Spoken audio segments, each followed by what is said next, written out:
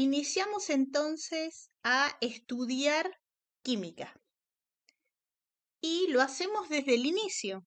Lo primero que tenemos que ver para abordarnos en el mundo de la química, que es una disciplina o un área de estudio que estudia a la materia.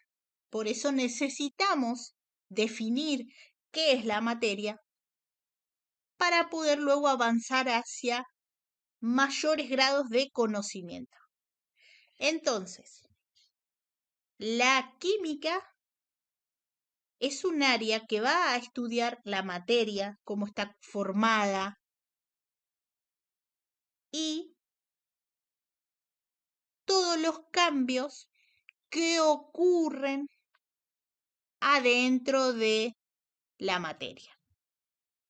Entonces, a partir de estudiar esto, la química va a dar su explicación, su mirada, su aporte de cómo funciona el mundo que nos rodea en función de analizar estas cosas. Cada área de estudio hace lo mismo.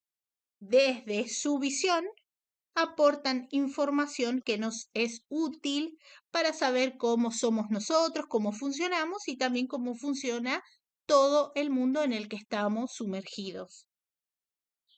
Entonces, para eso es que necesitamos sí o sí definir qué es la materia.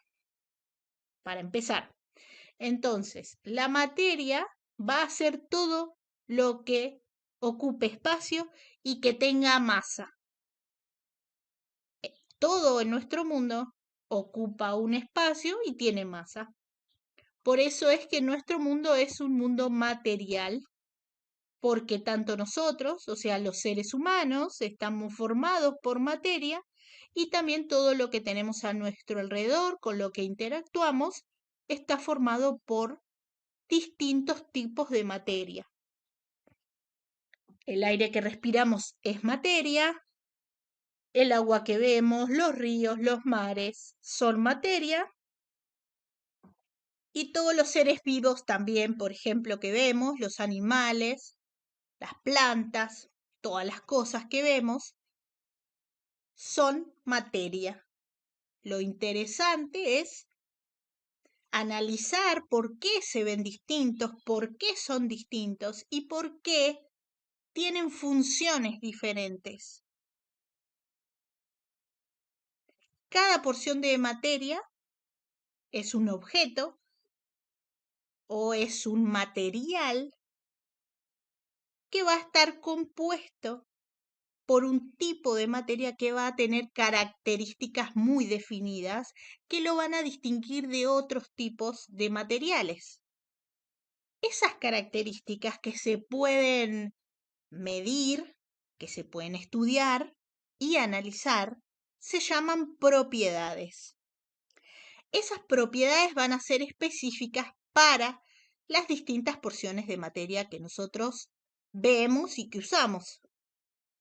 Y las van a distinguir del resto y van a hacer que sean aptas para determinados usos o que sean inútiles para determinados usos. En la actividad 1, yo les proponía que volteen a mirar a su alrededor y que miraran las diferentes formas de materia que nos rodean en nuestro día a día.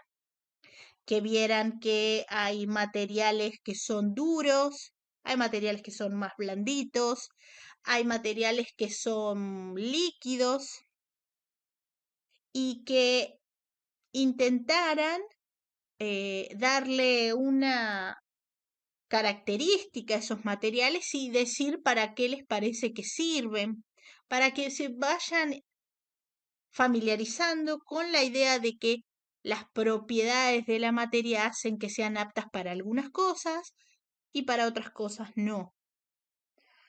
Por ejemplo, nosotros vamos a tener materiales sólidos como los plásticos y adentro de algunos plásticos nosotros ponemos comida. Los guardamos en esos bowls con tapas. Bueno, ¿Por qué hacemos eso? Porque sabemos que ese material sirve para contener y también sabemos que ese material plástico no reacciona con nuestra comida, no le hace nada. Entonces es confiable después comer la comida que uno deja ahí adentro. Sabe que no le va a pasar nada.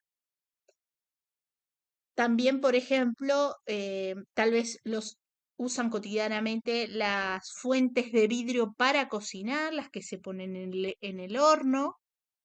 Y ustedes si cocinan ahí, después saben que ese vidrio no se rompe, resiste esas altas temperaturas que hay adentro del horno. Entonces, ese vidrio en particular va a tener propiedades que le permiten resistir la elevada temperatura, a diferencia de otros vidrios que si uno los calienta, se rompen. Entonces, este tipo de propiedades las estamos viendo todo el día y las estamos usando a nuestro beneficio. Así como también hay cosas que quedan descartadas porque no son útiles para los fines que nosotros queremos. Todo este conjunto de propiedades que venimos hablando se clasifican en intensivas y extensivas. Las propiedades intensivas son las que no dependen de la cantidad de materia.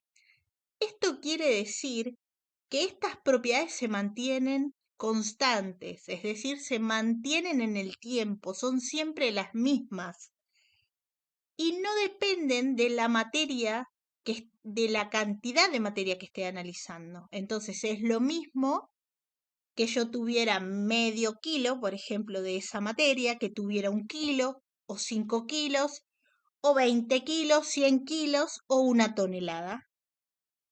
La cantidad final de materia que yo tengo no importa porque si yo mido esas propiedades, se mantienen siempre en el mismo número, en el mismo valor, no cambian.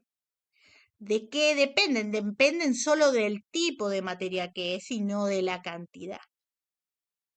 Y las propiedades extensivas son al revés.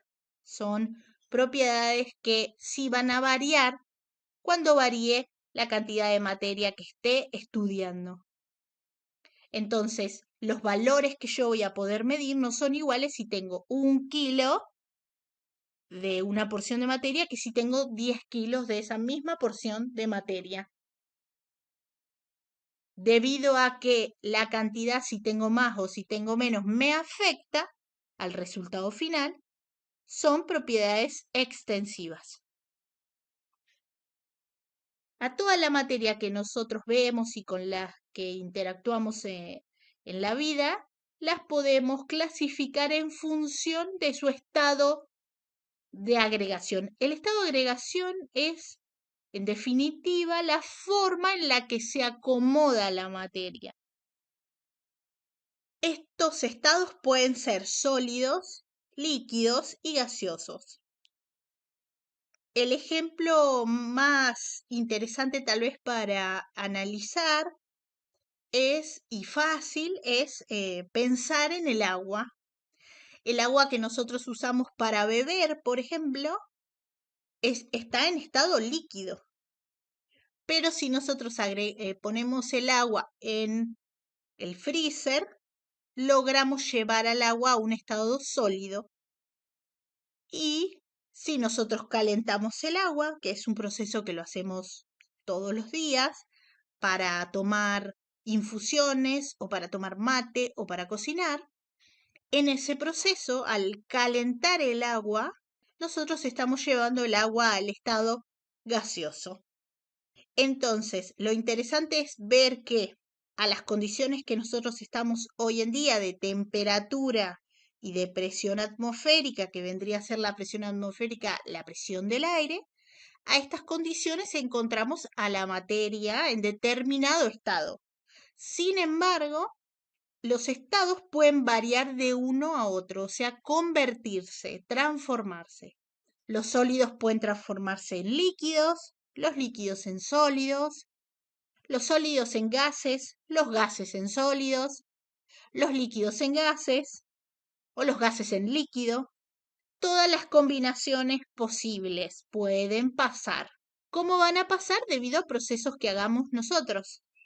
Como hoy les decía, si quiero que el agua pase del líquido a gaseoso, entonces yo caliento el agua. Ese es un proceso, el de calentar el agua. Entonces, en nuestro día a día, en nuestro mundo, estamos rodeados por sistemas materiales, que son un cuerpo o un conjunto de cuerpos que interaccionan entre sí, que tienen ciertas propiedades que pueden ser interesantes para nosotros para estudiarlas y analizarlas.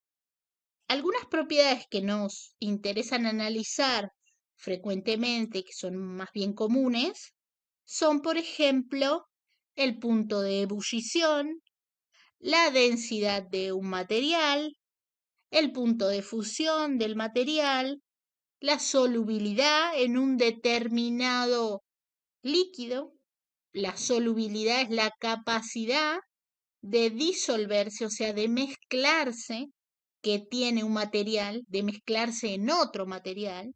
La conductividad, que eso es la capacidad de conducir corriente eléctrica, que es propia de algunos materiales nada más, no de todos. La viscosidad, que es propia de los líquidos, por ejemplo. Y hay muchísimas más realmente. Pero estas son como propiedades, algunas propiedades que nos pueden interesar y que tal vez en el día a día estamos familiarizados con ellas de alguna forma u otra. Todas estas propiedades que acabo de mencionar se denominan físicas, propiedades físicas, y se llaman así porque ocurren sin que haya un cambio en la calidad de la materia. O sea que luego del cambio, de la transformación, la materia sigue siendo la misma.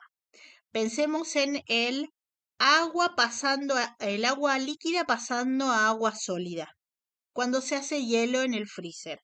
Cuando yo paso de agua líquida a agua sólida, estoy haciendo un cambio físico, porque la calidad del agua no cambió. O sea que el agua líquida es lo mismo en cuanto a la identidad de la materia. Es lo mismo que el agua sólida, solamente cambió su estado, su forma de acomodarse en el espacio, solamente. Yo saco ese hielo del freezer y si quiero lo uso, ¿no? Para algo, para enfriar una bebida, por ejemplo, si quiero, y si no lo dejo en un vaso y voy a notar que después de un tiempo vuelve al estado líquido.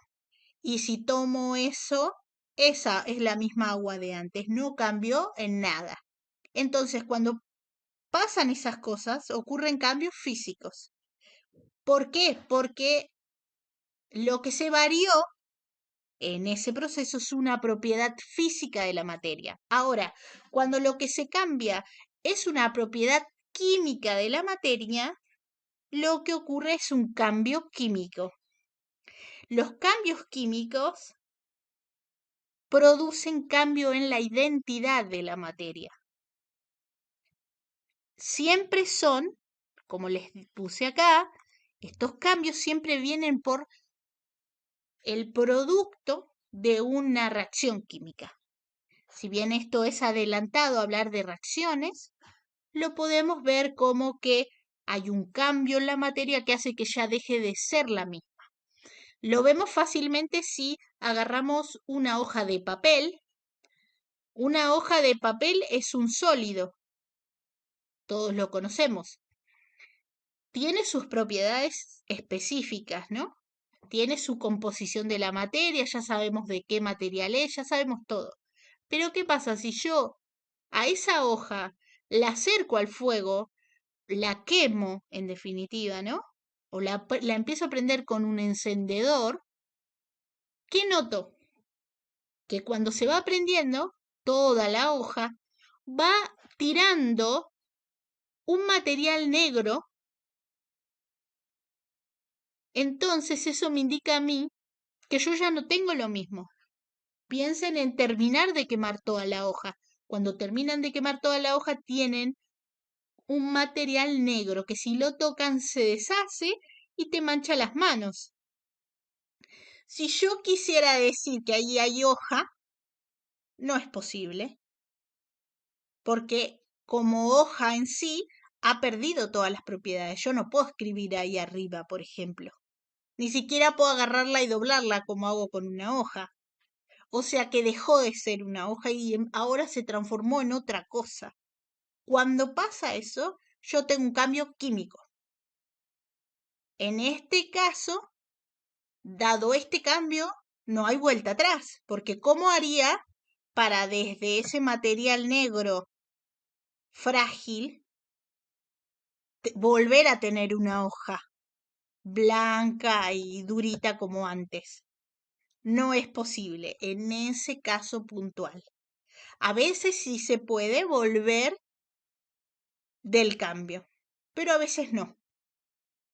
Pero siempre hay un cambio en lo que es la identidad final de la materia debido a un proceso que uno mismo realizó sobre la materia. Entonces, estos sistemas de los que estamos hablando, que pueden estar formados por varios tipos de materias diferentes o un tipo de materia solamente, pueden ser de dos clases. Los sistemas pueden ser heterogéneos, donde a simple vista, mirándolo, yo puedo ver cuáles son sus componentes que lo están formando. Cuando pasa esto, yo miro al menos dos zonas diferentes que tienen diferentes propiedades y entonces encuentro lo que se denominan fases. Encuentro dentro de este sistema fases diferentes. Ahora, cuando yo miro un sistema y no veo estas fases diferentes, no veo separación entre lo que estoy viendo, entonces yo tengo un sistema homogéneo. Por ejemplo, agarren una porción de arena y colóquenla en un vaso y luego agreguen agua. Traten de mezclarlo y después lo dejan apoyado en la mesa, por ejemplo, lo dejan un ratito. Cuando pase un determinado tiempo van a ver que toda la arena se va a ir al fondo del vaso y toda el agua va a quedar arriba. Entonces, en ese caso, a simple vista yo puedo ver que tengo dos fases. Una fase en donde tengo toda la arena junta abajo y una fase donde tengo toda el agua arriba. Y las propiedades quiere decir que, por supuesto, si yo tomara un poquito el líquido del agua, ese líquido tiene, si es agua, por supuesto no, tiene ciertas propiedades. Con un punto de ebullición a 100 grados, con un punto de fusión a 0 grados y así, ¿no? Que ya sabemos cuáles son las propiedades. Y si tomara una pequeña porción de la parte de abajo, de la arena, esa arena va a tener, como es un sólido, va a tener un punto de fusión diferente al del agua. No va a ser 0 grados, sino que va a ser otro. O sea, propiedades también que podemos medir, pero que son muy diferentes a la del agua.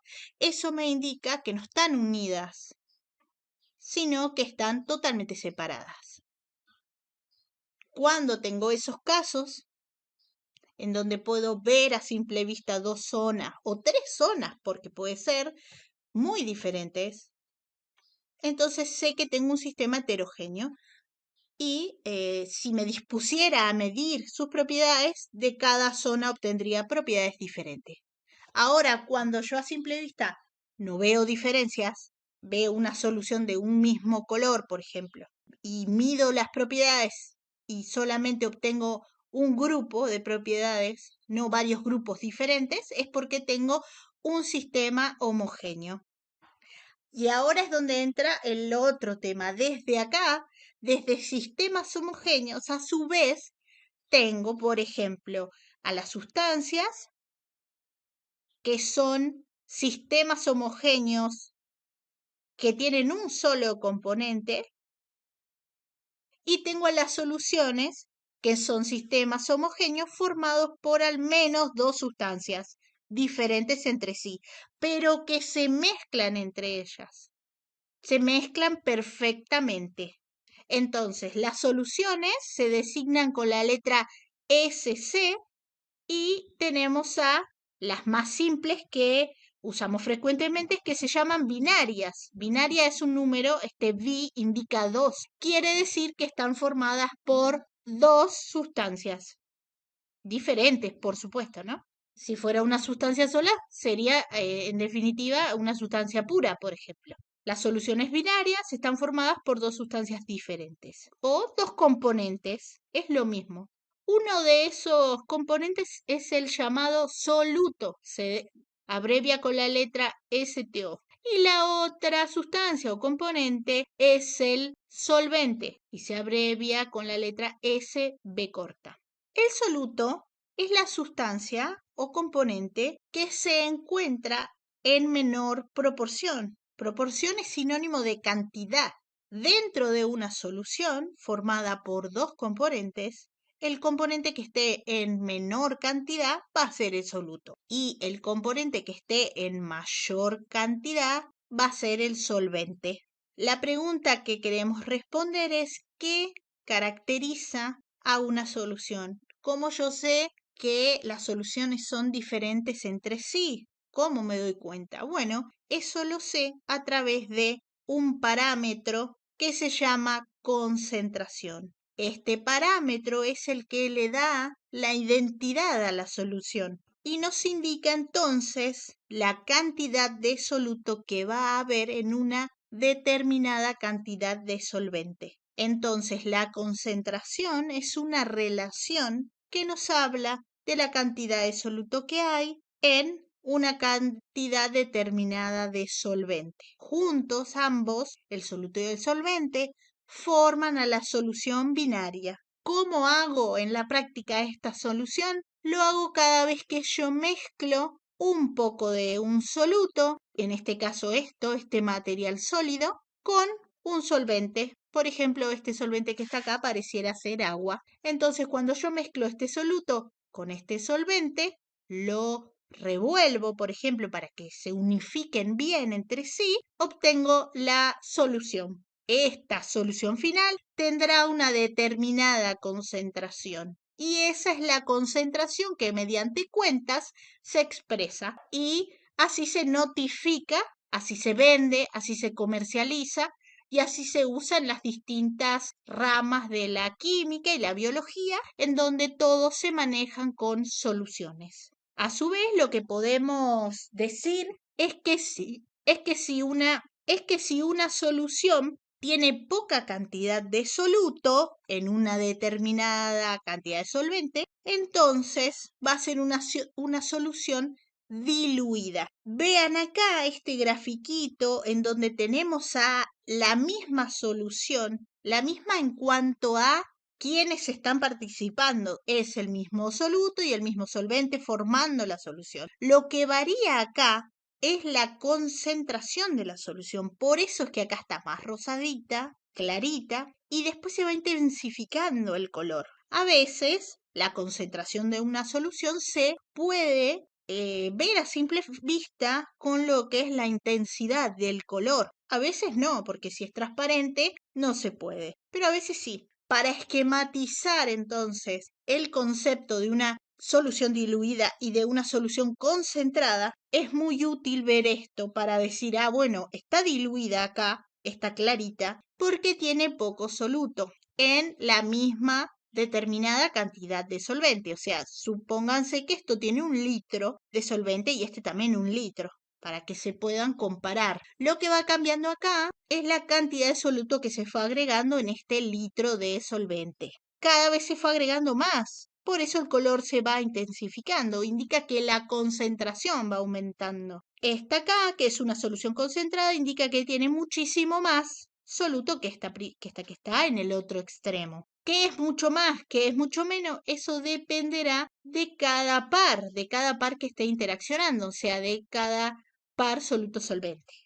Esto es a modo de generalidad que se cumple sobre cuando hay una solución diluida y cuando una concentrada o en el medio. Nosotros hacemos soluciones de este estilo todo el tiempo. Cuando preparamos jugo, un jugo de los que vienen en sobrecito, ¿qué hacemos? Llenamos una botella, por ejemplo, con 1 litro de agua o con 2 litros de agua, porque hay jugos que la cantidad de soluto que trae adentro del sobre son para que rindan 2 litros de agua. Entonces así preparamos la solución. Cargamos 2 litros del solvente, que es el agua, y luego tiramos esa cantidad de soluto adentro, que puede ser, como en este caso, un soluto obviamente sólido medio de color naranjita, si es un jugo de naranja, si no va teniendo otros colores, porque hay jugos de todo tipo, de limón es medio amarillo, de uva es claramente morado, ¿no? Entonces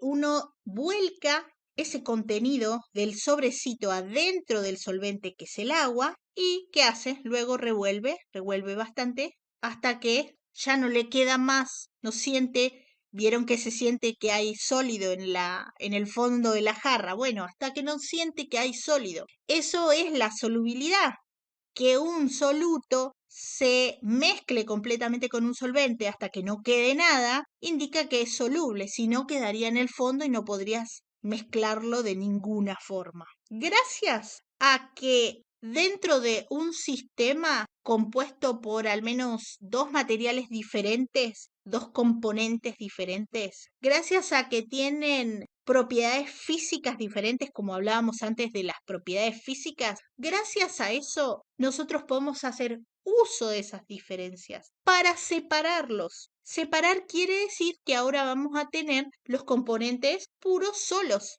ya no juntos como estaban antes, sino que cada uno por su cuenta. Eso es separar. Cuando yo hago esto de utilizar las propiedades físicas diferentes de los materiales que están componiendo un sistema para poder tenerlos por separado, entonces yo estoy haciendo un proceso que es un método de fraccionamiento. Ese es el nombre que recibe, ¿no? Hay muchísimos métodos de fraccionamiento. Acá les puse como esto es lo mismo que está en la guía. Acá les puse la disolución, la decantación, la filtración y la evaporación. A modo de ejemplo, yo los mandé a buscar a ustedes métodos de fraccionamiento. Simplemente esto, los nombres, ¿no? Los nombres sobre los métodos. Por supuesto que si quieren leer en qué se basan esos métodos para separar, bienvenido y me pueden preguntar si no lo entienden de cómo es que se hace, ¿no? Entonces, por ejemplo, nosotros, para quienes preparen el café a través del grano, por ejemplo, no tanto del grano, sino de un producto, de un soluto de café bastante grueso, no el instantáneo, el otro, no recuerdo el nombre ahora, porque el instantáneo, si uno pone café en una taza y le agrega agua bien caliente, ya está, se disuelve y ya tiene el café. Pero hay otro café en donde te quedaría, si lo haces así directamente, te quedaría todos los granos así y es un poco feo tomarlo así. Entonces lo que uno hace es pasar ese líquido que tiene todos estos granitos, los pasa por una especie de colador que es de tela. Eso es algo muy común que hacemos, pero no estamos pensando que eso es un proceso de separación, un método de fraccionamiento, pero eso se llama filtración. ¿Uno qué hace? Agarra una taza limpia, pone ese colador de tela y tira adentro el líquido que tiene todos los granitos. Y luego ve cómo por la tela solo sale el líquido y los granitos quedan retenidos ahí en la tela, porque no pueden pasarla, no pueden atravesar la tela. El líquido sí la atraviesa, pero los granitos no. Ese proceso se llama filtración.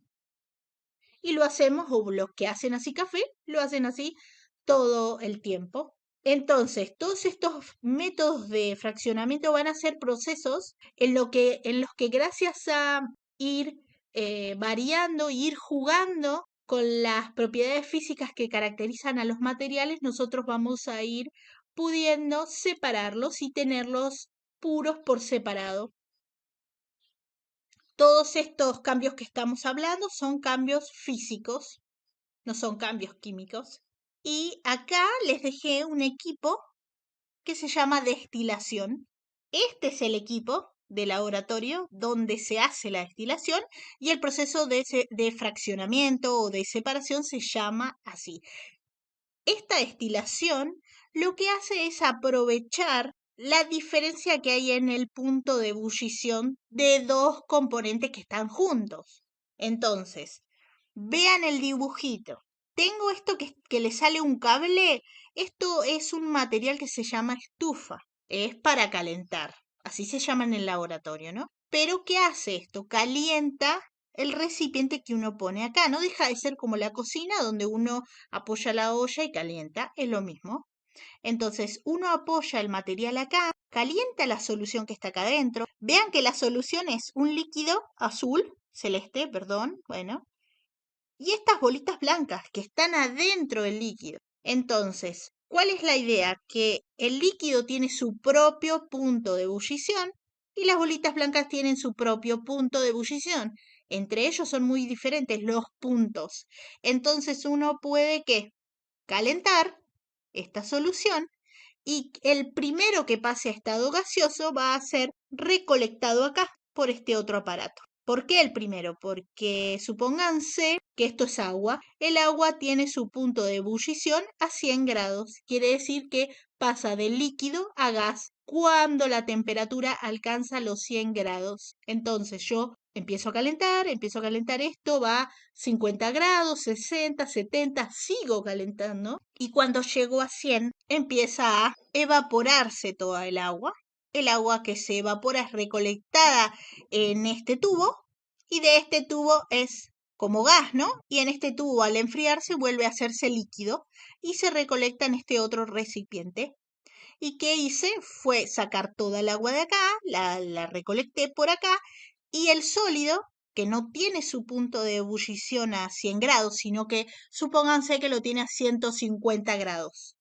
Como la temperatura nunca va a alcanzar los 150 grados, sino que va a quedar en los 100, este material sólido que está acá, estas bolitas blancas, no va a pasar a gas, porque todo este sistema está a 100 grados, no a 150 grados. ¿Qué pasaría si este sistema se lleva a 150 grados? Bueno, ahí sí, pero gracias a la diferencia en los puntos de ebullición, yo sé que cuando toque los 100 grados, este material se va a evaporar y se me va a ir. Y entonces en este recipiente me van a quedar solamente las bolitas blancas que representan un tipo de componente que yo quiero. Entonces vean que luego de terminado el proceso, yo tengo por un lado acá las bolitas blancas que van a quedar solas y por el otro tengo al agua acá, ¿no? O el líquido. Estábamos diciendo que era agua, ¿no? Pero puede ser cualquier otro líquido, es lo mismo. Entonces, gracias a este método de separación que se llama destilación, yo puedo tener los dos componentes que en un principio están mezclados, los puedo tener separados.